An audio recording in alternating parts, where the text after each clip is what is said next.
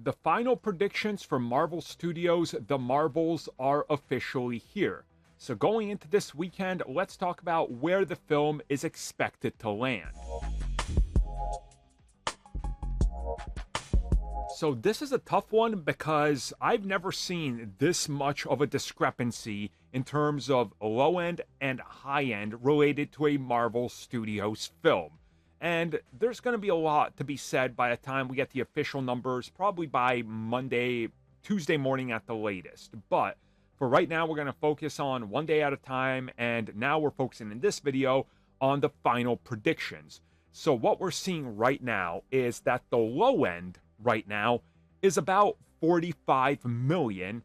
And the high end is right around 75 to 80, but that's really the highest. So essentially what we're looking at here is a giant gap that we never expected, and I don't think many people even thought was going to happen.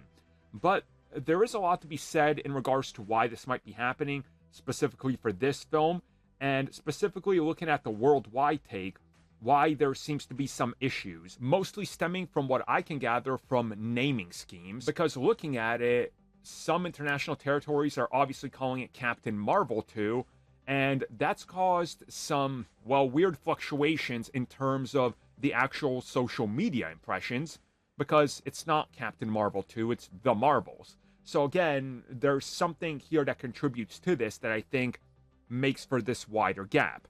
Now, with this type of opening, let's say it opens up with 50-ish million.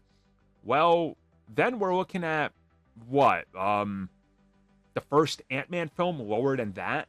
Like, this would be a record low for Marvel Studios. And I don't think that's good, especially with a film this big in terms of budget.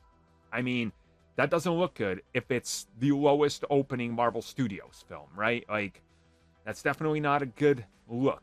But at the same time, I could see why it might happen, honestly. And looking at these predictions being all over the place this much isn't really surprising. I honestly think this might have been expected. There's just all sorts of Marvel in the media right now, whether it's fatigue, whether it's people don't like these characters or whatever else. I think it's all contributing, and we've seen Marvel, in regards to everything recently, kind of have a downward trend. Now, what happens in the future? I mean, who really knows? It'll be interesting to look at this, again, once the weekend is over, and see where it goes. Make no mistake about it, if this thing comes in under 60, it's more than likely considered a flop. If it comes in 75, okay, that's great. Still not as high as, the first film, obviously. That's not even half, but it's good. If it comes in over 75 million, well, then it's a huge victory because it's overperforming. So it'll be interesting to look at this weekend and really kind of break down what went down. And of course, our first indication will be the Thursday box office numbers, which when they come in, I'll talk about them and break them down to the best of my ability.